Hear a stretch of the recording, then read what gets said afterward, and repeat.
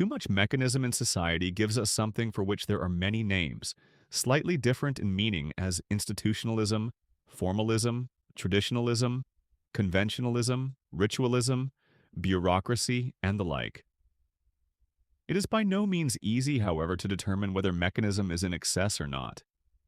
It becomes an evil, no doubt, when it interferes with growth and adaptation, when it suppresses individuality and stupefies or misdirects the energies of human nature. But just when this is the case is likely not to be clear until the occasion is long past and the matter can be seen in the perspective of history. Thus, in religion, it is well that people should adhere to the creeds and ritual worked out in the past for spiritual edification, so long as these do, on the whole, fulfill their function.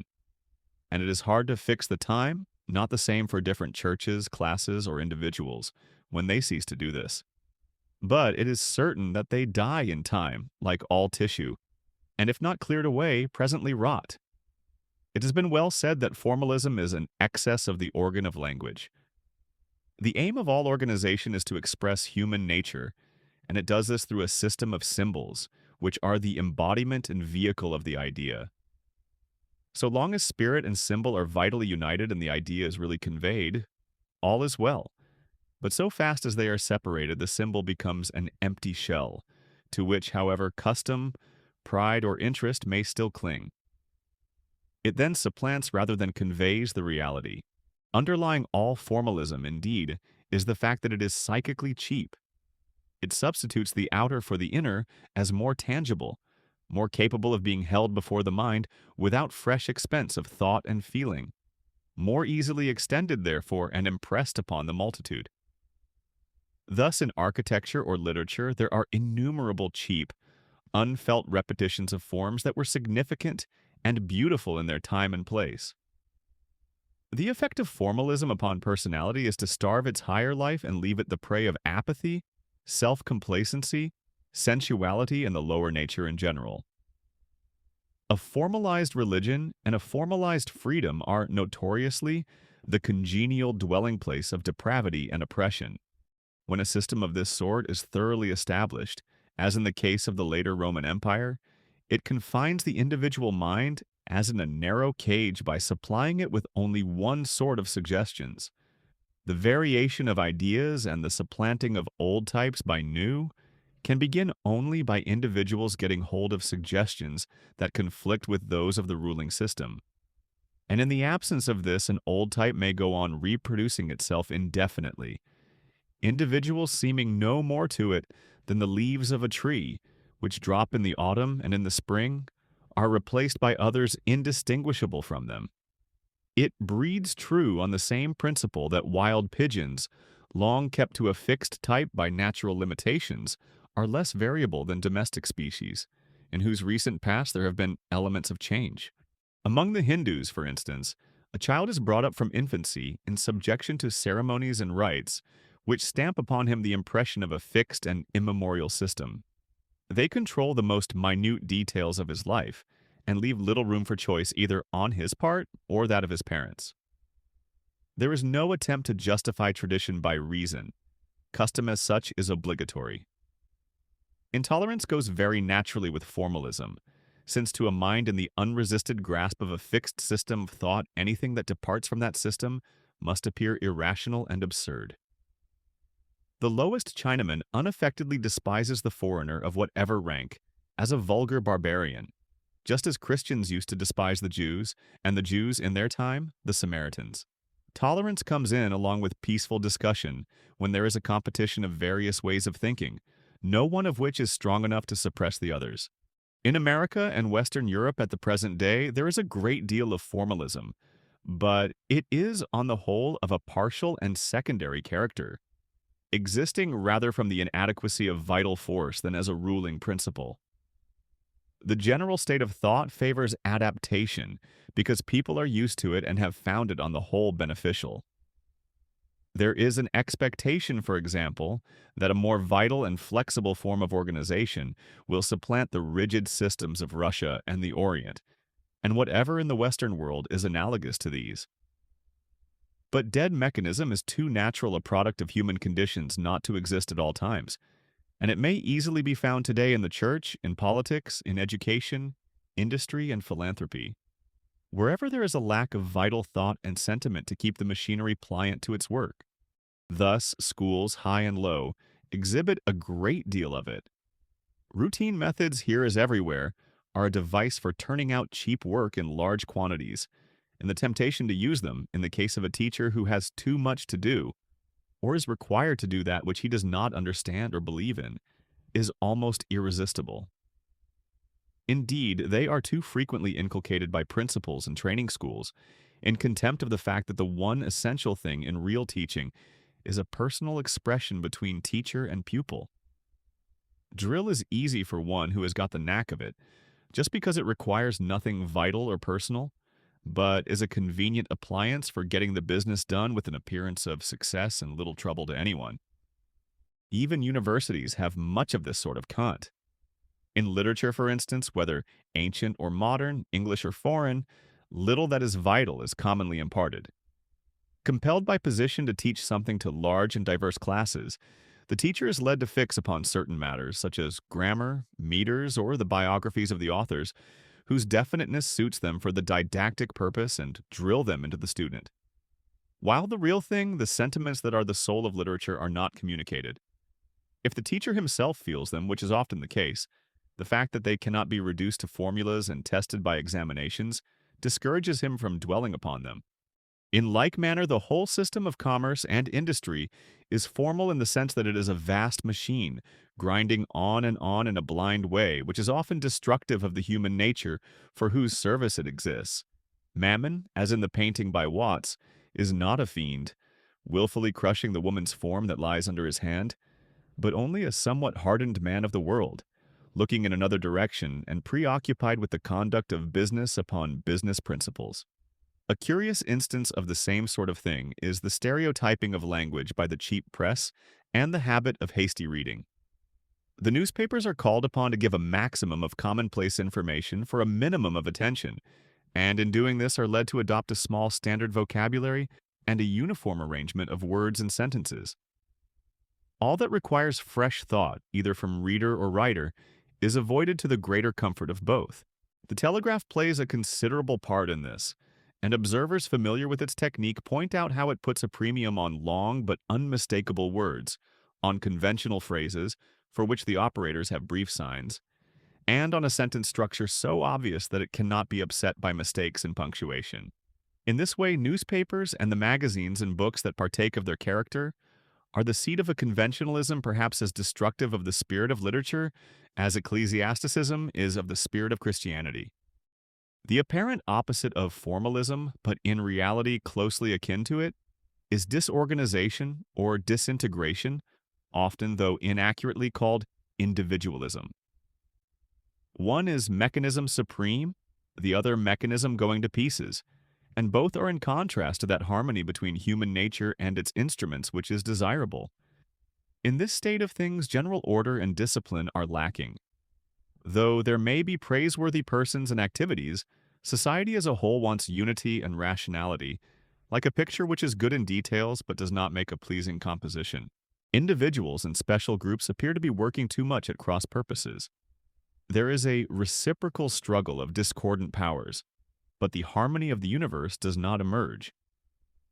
As good actors do not always make a good troupe, nor brave soldiers a good army, so a nation or a historical epoch, say Italy in the Renaissance, may be prolific in distinguished persons and scattered achievements, but somewhat futile and chaotic as a system.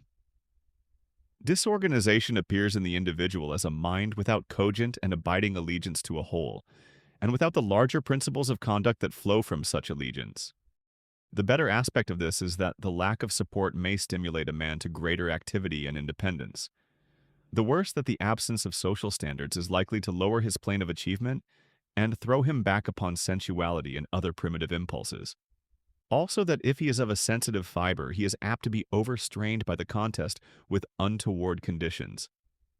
How soothing and elevating it is to breathe the atmosphere of some large and quiet discipline. This is felt, for example, in reading Lord Roberts' 41 Years in India, a book pervaded with one great and simple thought: the Anglo-Indian service, which dominates all narrow considerations and gives people a worthy ideal to live by. How rarely in our day is a book or a man dominated by restful and unquestioned faith in anything? The fact that great personalities often appear in disordered times may seem to be a contradiction of the principle that the healthy development of individuals is one with that of institutions. Thus, the Italian Renaissance, which was a time of political disorder and religious decay, produced the greatest painters and sculptors of modern times and many great personalities in literature and statesmanship. But the genius which may appear in such a period is always, in one point of view, the fruitage of a foregoing and traditional development, never a merely personal phenomenon. That this was true of Renaissance art needs no exposition. Like every great achievement, it was founded upon organization. It is no doubt the case, however, that there is a spur in the struggles of a confused time which may excite a few individuals to heroic efforts and accomplishment, just as a fire or railroad disaster may be the occasion of heroism. And so, the disorder of the Renaissance was perhaps one cause of the men of genius, as well as of the demoralization which they did not escape. It looks at first sight as if formalism and disorganization were as far apart as possible, but in fact, they are closely connected, the latter being only the next step after the former in a logical sequence. The decay of a body already dead. Formalism goes very naturally with sensuality, avarice, selfish ambition, and other traits of disorganization, because the merely formal institution does not enlist and discipline the soul of the individual, but takes hold of him by the outside, his personality being left to torpor or to irreverent and riotous activity. So, in the later centuries of the Roman Empire, when its system was most rigid, the people became unpatriotic, disorderly, and sensual. In the same way, a school whose discipline is merely formal, not engaging the interest and goodwill of the scholar, is pretty certain to turn out unruly boys and girls, because whatever is most personal and vital in them becomes accustomed to assert itself in opposition to the system. And so, in a church where external observance has been developed at the expense of personal judgment, the individual conforms to the right and then feels free for all kinds of self-indulgence.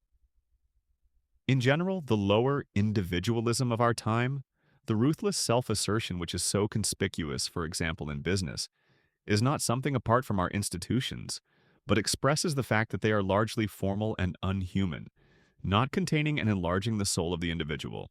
The real opposite of both formalism and disorder is that wholesome relation between individuality and the institution in which each supports the other, the latter contributing a stable basis for the vitality and variation of the former.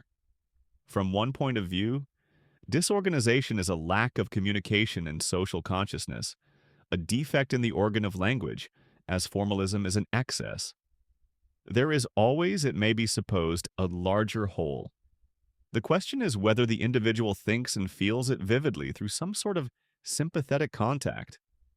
If he does, he will act as a member of it. In the writings of one of the most searching and yet hopeful critics of recent times, individualism is identified primarily with an isolation of sentiment, like that of the scholar in his study, the businessman in his office, or the mechanic who does not feel the broader meaning of his work. The opposite of it is the life of shoulder-to-shoulder sympathy and cooperation, in which the desire for separate power or distinction is lost in the overruling sense of common humanity. And the logical remedy for individualism is sought in that broadening of the spirit by immediate contact with the larger currents of life, which is the aim of the social settlement and similar movements. This is indeed an inspiring and timely ideal, but it should be held without forgetting that specialized and lonesome endeavor, indeed even individual pride and self-seeking, have also their uses. If attention dwells too exclusively upon the we feeling and the loss of the one in the many, there may be a lapse into structureless emotionalism.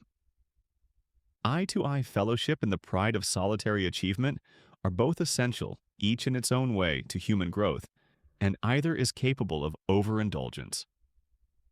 What is needed is the most erect individual with the widest base of sympathy. Insofar as it is true of the present time that the larger interests of society are not impressed upon the individual, so that private impulses cooperate with the public good, it is a time of moral disintegration. A well-ordered community is like a ship in which each officer and seaman has confidence in his fellows and in the captain, and is well accustomed to do his duty with no more than ordinary grumbling.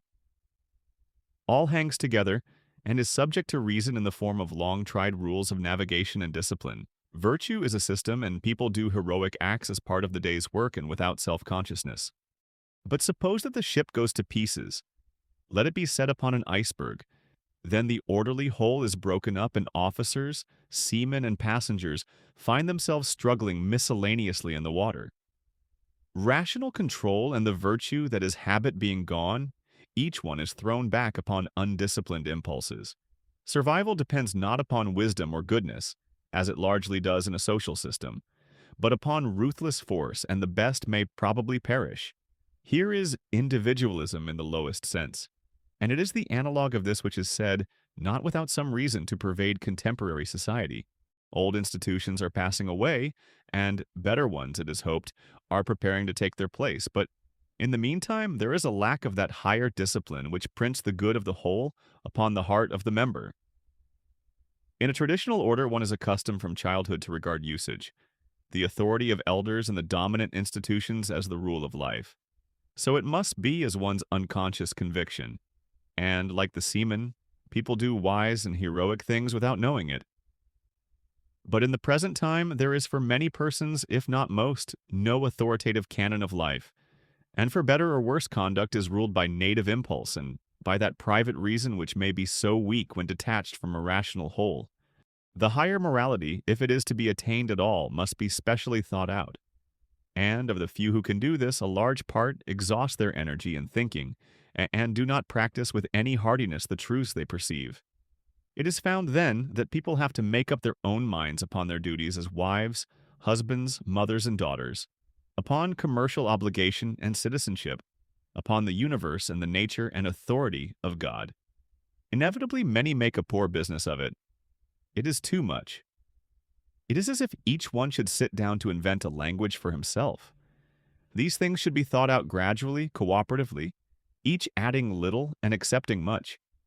That great traditions should rapidly go to pieces may be a necessary phase of evolution and a disguised blessing, but the present effect is largely distraction and demoralization. In particular, it is noticeable that few who have burdens to bear are much under the control of submissive tradition, but everyone asks, why must I bear this? And the pain of trying to see why is often worse than the evil itself.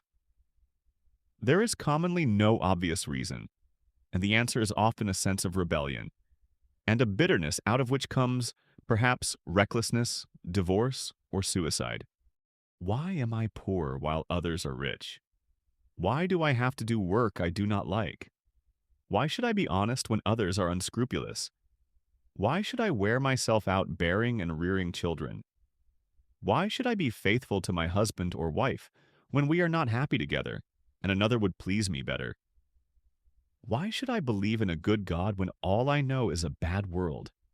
Why should I live when I wish to die?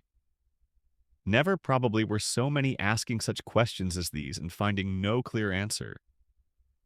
There have been other times of analogous confusion, but it could never have penetrated so deeply into the masses as it does in these days of universal stir and communication. How contemptible these calculations seem in comparison with the attitude of the soldier, who knows that he must suffer privation and not improbably death, and yet faces the prospect quite cheerfully, with a certain pride in his self-devotion. In this spirit, evidently, all the duties of life ought to be taken up. But the soldier, the seaman, the fireman, the brakeman, the doctor, and others whose trade leads them into obvious peril have one great advantage. They know what their duty is and have no other thought than to do it. There is no mental distraction to complicate the situation, and as fast as principles become settled and habits formed, people will be as heroic in other functions as they are in these.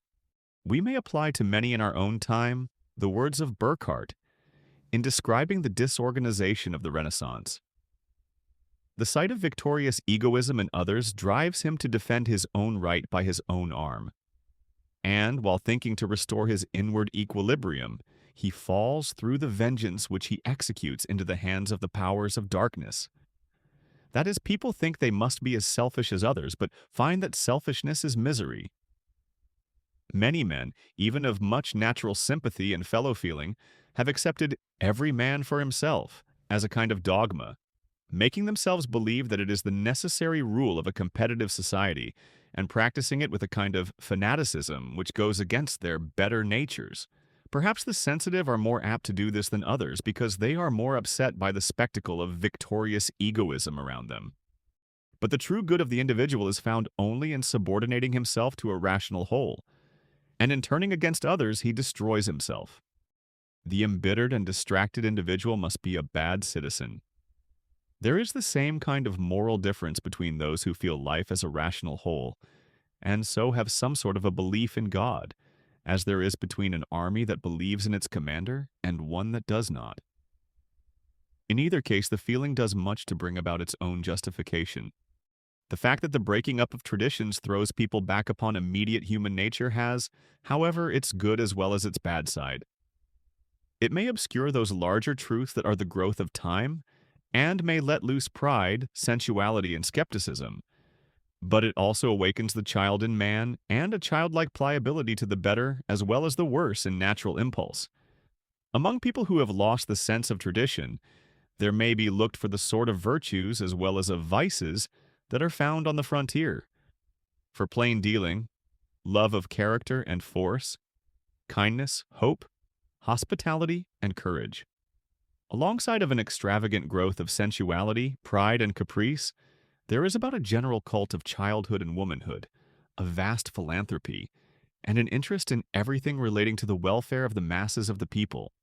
The large private gifts to philanthropic and educational purposes, and the fact that a great deal of personal pride is mingled with these gifts, are equally characteristic of the time. And after all, there is never any general state of extreme disintegration, such as the present time suffers from in art and social relations, is chiefly the penalty of a concentration of thought upon material production and physical science. In these fields, there is no lack of unified and cumulative endeavor, though unhuman in some aspects, resulting in total achievement. If there are not Dante and Gothic architecture, there are Darwin and the modern railway. And as fast as the general mind turns to other aims, it may be hoped that the chaotic material will take on order. The medieval family, like other medieval institutions, was dominated by comparatively settled traditions, which reflected the needs of the general system of society. Marriage was thought of chiefly as an alliance of interests, and was arranged by the ruling members of the families concerned on grounds of convenance, the personal congeniality of the parties being little considered. This view of marriage still has considerable force among the more conservative classes of European society, and royalty or nobility on the one hand, and the peasantry on the other, adhere to the idea that it is a family rather than a personal function, which should be arranged on grounds of rank and wealth. In France, it is hardly respectable to make a romantic marriage, and Mr. Hamerton tells of a young woman who was indignant at a rumor that she had been wedded for love, insisting that it had been strictly a matter of convenance. He also mentions a young man who was compelled to ask his mother which of two sisters he had just met was to be his wife. Along with this subordination of choice in contracting marriage, generally went an autocratic family discipline. Legally, the wife and children had no separate rights, their personality being merged in that of the husband and father, while socially the latter was rather their master than their companion. His rule, however, though it was no doubt harsh and often brutal, judged by our notions, was possibly not so arbitrary and whimsical as would be the exercise of similar authority in our day, since he was himself subordinate not only to social superiors, but still more to traditional ideas, defining his own duties and those of his household, which he felt bound to carry out. The whole system was authoritative, admitting a little play of personal choice. Evidently, the drift of modern life is away from this state of things. The decay of settled traditions, embracing not only those relating directly to the family but also the religious and economic ideas by which these were supported, has thrown us back upon the unschooled impulses of human nature. In entering upon marriage, the personal tastes of the couple demand gratification, and, right or wrong, there is no authority strong enough to hold them in check. Nor, if upon experience it turns out that personal tastes are not gratified, is there commonly any insuperable obstacle to a dissolution of the tie. Being married, they have children so long as they find it, on the whole, agreeable to their inclinations to do so, but when this point is reached, they proceed to exercise choice by refusing to bear and rear anymore. And as the spirit of choice is in the air, the children are not slow to inhale it, and to exercise their own wills in accordance with the same law of impulse their elders seem to follow.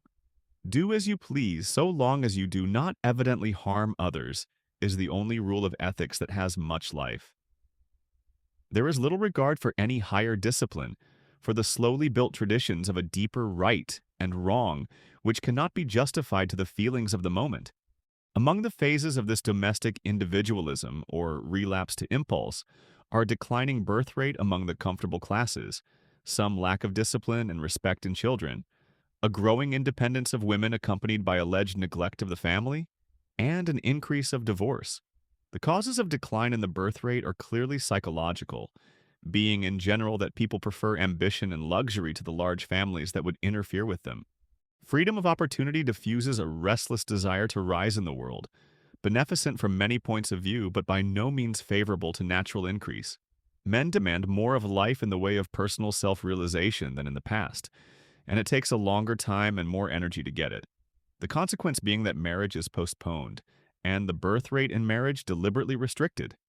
The young people of the well-to-do classes among whom ambition is most developed commonly feel poorer in regard to this matter than the handworkers, so that we find in England, for instance, that the professional men marry at an average age of 31, while minors marry at 24. Moreover, while the hand-working classes, both on the farms and in towns, expect to make their children more than pay for themselves after they are 14 years old, a large family thus becoming an investment for future profit. The well-to-do, on the contrary, see in their children a source of indefinitely continuous expense. And the trend of things is bringing an ever larger proportion of the people within the ambitious classes and subject to this sort of checks. The spread of luxury, or even comfort, works in the same direction by creating tastes and habits unfavorable to the bearing and rearing of many children. Among those whose life in general is hard, these things are not harder than the rest, and a certain callousness of mind that is apt to result from monotonous physical labor renders people less subject to anxiety, as a rule, than those who might appear to have less occasion for it.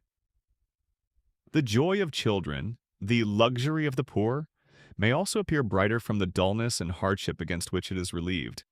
But as people acquire the habit, or at least the hope of comfort, they become aware that additional children mean a sacrifice which they often refuse to make. These influences go hand in hand with that general tendency to rebel against trouble which is involved in the spirit of choice. In former days, women accepted the bearing of children and the accompanying cares and privations as a matter of course. It did not occur to them that anything else was possible. Now, being accustomed to choose their life, they demand a reason why they should undergo hardships. And since the advantages which are to follow are doubtful and remote, and the suffering near and obvious, they are not unlikely to refuse. Too commonly, they have no inwrought principles and training that dispose them to submit. The distraction of choice grievously increases the actual burden and stress upon women, for it is comparatively easy to put up with the inevitable. What with moral strain of this sort and the anxious selection among conflicting methods of nurture and education, it possibly cost the mother of today more psychical energy to raise 4 children than it did her grandmother to raise 8. It would be strange if children were not hospitable to the modern sentiment that one will is as good as another, except as the other may be demonstrably wiser in regard to the matter in hand. Willing submission to authority as such, or sense of the value of discipline as a condition of the larger and less obvious well-being of society, is hardly to be expected from childish reasoning, and must come, if at all, as the unconscious result of a training which reflects general sentiment and custom. It is institutional in its nature, not visibly reasonable. But the child, in our day, finds no such institution, no general state of sentiment such as exists in Japan and existed in our own past, which fills the mind from infancy with suggestions that parents are to be reverenced and obeyed. Nor do parents ordinarily do much to instill this by training. Probably so great is the power of general opinion even in childhood, they would hardly succeed if they tried. But as a rule, they do not seriously try. Being themselves accustomed to the view that authority must appeal to the reason of the subject, they see nothing strange in the fact that their children treat them as equals and demand to know why. The fond attention which parents give to their children is often of a sort to overstimulate their self-consequence. This constantly asking them, "What would you like? Shall we do this or that? Where do you want to go?" And so on, though amiable on our part, does the child little good. The old practice of keeping children at a distance, whatever its evils, was more apt to foster reverence. Among handworkers, especially in the country, the work being more obvious and often shared by the whole family, the pressure of necessary labor makes a kind of discipline for all, and the children are more likely to see that there are rules and conditions of life above their immediate pleasure. Social play may also do much for this perception, but this visible control of a higher law has a decreasing part in modern life, especially with the well-to-do classes, whose labors are seldom such as children may share or even understand. In this, as in so many other respects, we are approaching a higher kind of life at the cost of incidental demoralization. The modern family at its best, with its intimate sympathy and its discipline of love, is of a higher type than the family of an older regime. "I never," said Thackeray, "saw people on better terms with each other, more frank, affectionate, and cordial than the parents and the grown-up young folks in the United States. And why? Because the children were spoiled, to be sure. But where this ideal is not reached, there is apt to be a somewhat disastrous failure which makes one regret the autocratic and traditional order. Not merely is discipline lacking, but the affection which might be supposed to go with indulgence is turned to indifference, if not contempt. As a rule, we love those we can look up to, those who stand for the higher ideal. In old days, parents shared somewhat in that divinity with which tradition hedged the great of the earth, and might receive a reverence not dependent upon their personality. And even today they are likely to be better loved if they exact respect. Just as an officer is better loved who enforces discipline and is not too familiar with his soldiers, human nature needs something to look up to, and it is a pity when parents do not in part supply this need for their children.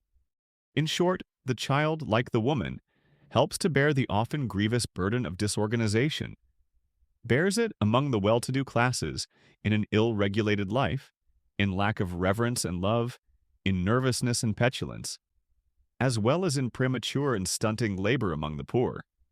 The opening of new careers to women and a resulting economic independence approaching that of men is another phase of individualism that has its worse and better aspects.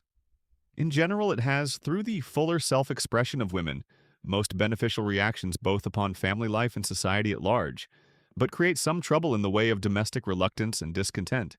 The disposition to reject marriage altogether may be set aside as scarcely existent. The marriage rate shows little decline, though the average age is somewhat advanced. The wage-earning occupations of women are mostly of a temporary character, and the great majority of domestic servants, shop and factory girls, clerks, typewriters, and teachers marry sooner or later. There is no reason to doubt that a congenial marriage continues to be the almost universal feminine ideal. A more real problem, perhaps, is found in the excessive requirements in the way of comfort and refinement that young women are said to cherish. In the United States, their education, so far as general culture is concerned, outstrips that of men, something like 3/5 of our high school pupils being girls, while even in the higher institutions the study of history, foreign languages, and English literature is largely given over to women. A certain sense of superiority coming from this state of things probably causes the rejection of some honest clerks or craftsmen by girls who can hardly look for a better offer, and it has a tendency toward the cultivation of refinement at the expense of children where marriage does occur. It need hardly be said, however, that aggressive idealism on the part of women is in itself no bad thing, and that it does harm only where ill-directed. Hardly anything, for instance, would be more salutary than the general enforcement by women of a higher moral standard upon the men who wish to marry them. And certainly nothing in modern civilization is more widely and subtly beneficent than the enlargement of women in social function. It means that a half of human nature is newly enfranchised, instructed, and enabled to become a more conscious and effective factor in life. The ideals of home and the care of children, in spite of pessimists, are changing for the better, and the work of women in independent careers is largely in the direction of much-needed social service, education, and philanthropy in the largest sense of the words. Anyone familiar with these movements knows that much of the intellectual and most of the emotional force back of them is that of women. One may say that the maternal instinct has been set free and organized on a vast scale, for the activities in which women most excel are those inspired by sympathy with children and with the weak or suffering classes. To the continental European, accustomed to a society in which the functions and conventions of men and women are sharply distinguished and defined by tradition, it seems that Americans break down a natural and salutary differentiation, making women masculine and men feminine by a too indiscriminate association and competition. No doubt there is some ground for distinct standards in education, and in the general crumbling of traditions and sway of a somewhat doctrinaire idea of equality, some achieved distinctions of value may have been lost sight of. Like other social differentiations, however, this is one that can no longer be determined by authority, but must work itself out in a free play of experiment. As Mr. Ellis says, the hope of our future civilization lies in the development, in equal freedom, of both the masculine and feminine elements in life. Perhaps also the masculine element, as being on the whole more rational and stable, should be the main source of government, keeping in order the emotionality more commonly dominant in women. And it may appear that this controlling function is ill performed in America, the theory being that the contracting parties are to be made happy. Then, if they are not, it seems to follow that the relation is a failure and should cease. The brighter the ideal, the darker the fact by contrast. Where interest and custom rule marriage, those who enter into it may not expect congeniality, or if they do, they feel that it is secondary and do not dream of divorce because it is not achieved. The woman marries because her parents tell her to, because marriage is her career, and because she desires a wedding and to be mistress of a household. The man because he wants a household and children, and is not indifferent to the dowry. These tangible aims, of which one can be fairly secure beforehand, give stability where love proves wanting. And while freedom in well-ordered minds tends toward responsibility and the endeavor to make the best of a chosen course, in the ill-ordered, it is likely to become an impulsiveness, which is displayed equally in contracting and in breaking off marriage without good cause. The conditions of our time give an easy rein to undisciplined wills, and one index of their activity is the divorce rate. Bad training in childhood is a large factor in this. Neglected or spoiled children making bad husbands or wives, and probably furnishing the greater number of the divorced. Common observation seems to show that the latter are seldom people of thoroughly wholesome antecedents. It may not be amiss to add that personal affection is at the best an inadequate foundation for marriage. To expect that one person should make another happy or good is requiring too much of human nature. Both parties ought to be subject to some higher idea, in reverence for which they may rise above their own imperfection. There ought to be something in the way of religion in the case. A remark which Goethe made of poetry might well be applied to personal love. It is a very good companion of life, but in no way competent to guide it. And because people have no higher thought to shelter them in disappointment, is frequently the reason that marriage proves a failure. As regards institutional bonds, there is of course a great relaxation. Thus, economic interdependence declines with the advance of specialization. The home industries are mostly gone, and every year more things are bought that used to be made in the house. Little is left but cooking, and that, either as a task of the wife or in the shape of the domestic service question, is so troublesome that many are eager to see it follow the rest. At one time, marriage was, for women, about the only way to a respectable maintenance, while to men a good housewife was equally an economic necessity. Now this is true only of the farming population, and less true of them than it used to be. In the towns, the economic considerations are mostly opposed to married life. Besides making husband and wife less necessary to each other, these changes tend to make married women restless. Nothing works more for sanity and contentment than a reasonable amount of necessary and absorbing labor, disciplining the mind and giving one a sense of being of use in the world. It seems a paradox to say that idleness is exhausting, but there is much truth in it, especially in the case of sensitive and eager spirits. A regular and necessary task rests the will by giving it assurance, while the absence of such a task wearies it by uncertainty and futile choice. Just as a person who follows a trail through the woods will go further with less exertion than one who is finding his way, so we all need a foundation of routine. And the lack of this among women of the richer classes is a chief cause of the restless, exacting, often hysterical spirit, harassing to its owner and everyone else, which tends toward discontent, indiscretion, and divorce. The old traditional subordination on the part of the wife had its uses, like other decaying structures of the past, and however distasteful to modern ideas of freedom, was a factor in holding the family together. For, after all, no social organization can be expected to subsist without some regular system of government. We say that the modern family is a democracy, and this sounds very well, but anarchy is sometimes a more correct description. A well-ordered democracy has a constitution and laws, prescribing the rights and duties of the various members of the state, and providing a method of determining controversies. The family, except as we recognize within reasonable limits the authority of the husband and father, has nothing of the sort. So long as the members are one in mind and feeling, there is an unconscious harmony which has nothing to do with authority. But with even slight divergence comes the need of definite control. What would happen on shipboard if the captain had to govern by mere personal ascendancy, without the backing of maritime law and custom? Evidently, there would be mutinies, as among the pirate crews, which only an uncommonly strong man could quell, and the family is often in a similar condition. The relaxation of moral sentiment regarding marriage by migrations and other sorts of displacement is easily traced in statistics, which show that divorce is more frequent in new countries, in cities peopled by migration, and in the industrial and commercial classes most affected by economic change.